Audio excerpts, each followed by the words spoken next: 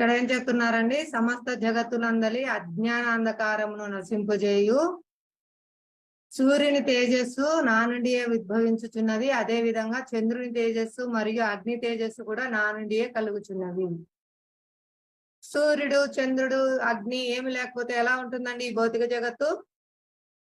అంతా చీకటితో ఉంటుంది. భౌతిక జగత్ అంతా చీకటి అజ్ఞానంతో కూడి ఉన్నదండి. భగవంతుని దయ వల్ల మనకు వెలుగు అన్ని వస్తున్నాయంటే, వేడి, వెలుతురు, పంటలు అన్ని వస్తున్నాయంటే భగవంతుడు మనకు సూర్యుని తేజస్సు ఇచ్చారు. అది కూడా భగవంతుడి నుండే ఉద్భవిస్తుంది. చంద్రుని తేజస్సు, అగ్ని ఇవన్నీ కూడా భగవంతుడి నుండే ఉద్భవిస్తున్నాయండి. భగవంతుని యొక్క దేహ తేజస్సే బ్రహ్మజ్యోతి. అక్కడి నుంచే మనకు సూర్యునికి తేజస్సు, చంద్రుని తేజస్సు, అగ్ని తేజస్సు అన్ని కూడా భగవంతుడి నుండే కలుగుచున్నది. అదేవిధంగా భగవంతుడు ప్రతి గ్రహమునందును ప్రవేశించును కాబట్టే ఆ భగవంతుని యొక్క శక్తి చేతనే ఈ గ్రహాలన్నీ తమ కక్షయందు నిలిచి ఉన్నవి. నేనే చంద్రుడినై సూర్యుడినై ఔషధులకు జీవరసాన్ని సమకూర్చుచున్నాను. చంద్రుడు కారణం అండి. సూర్యుడు, చంద్రుడు పంటలు పండడానికి కారణం. అవే అందులో ఔషధ శక్తిని గాని జీవరసాన్ని గాని అన్నిటినీ నింపుతున్నాయి.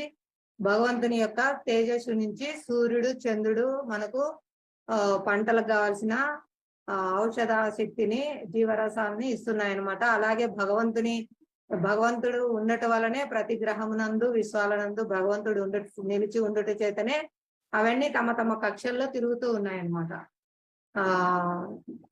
ఏం చెప్తారండి?